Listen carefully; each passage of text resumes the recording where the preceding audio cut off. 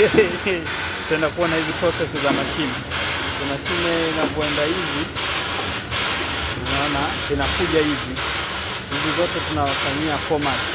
Kwa tunaweka katika ile eneo tunaifanyia format. Kwa inatakiwa kufanywa format kama hivi. Inatakiwa kufanywa format. Naiona hii mashine tunatakiwa ifanywe format nzuri. Kwa hiyo hapa kama kawaida. Hizi hapa vacuum. Unapotumia vacuum kuna hii hapa inatakiwa kufanya adjustment. Kuna small boxes na large boxes. Kuna boxi ndogo na kubwa. Kwa hiyo tunapofanyia boxi ndogo na kubwa zote unafanya adjustment ya mashine yako. Tumeweka mark kabisa kwamba hapa itakuwa kwa ajili ya boxi ndogo na hapa itakuwa kwa ajili ya boxi kubwa. Kwa mashine yenyewe tumeweka mark ili mtumiaji au injinia yeyote aweze kutambua kwamba hii mashine ni kwa ajili ya kitu fulani. Umeona? Kwa kama kawaida tumetoa box then inabaki na nini. Kisha pigwa hivyo inakuja inaingia box nyingine. Umeona? Haya. Tutaenda kuangalia hivyo vitu. Tutaenda kuangalia mdogo ina nini inaenda. Umeona?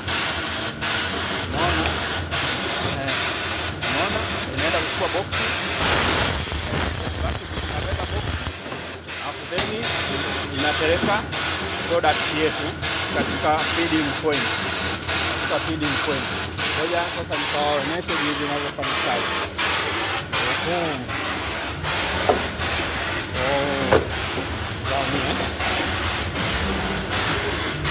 Haya, hapa ndio inafanya kazi. Hapo sasa ndio product yetu inakuja kama tunavyoiona.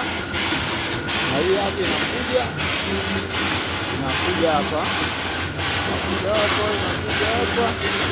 Inakuja kwa feed.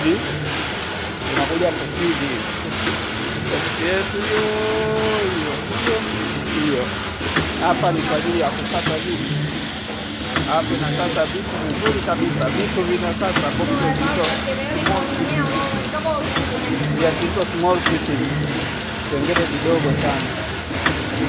Sawa. Kwa hapa ndio tunakuja tunamalizia, then hapa tunakuja tunapanga tu vizuri na kazi yetu inakuwa iko safi.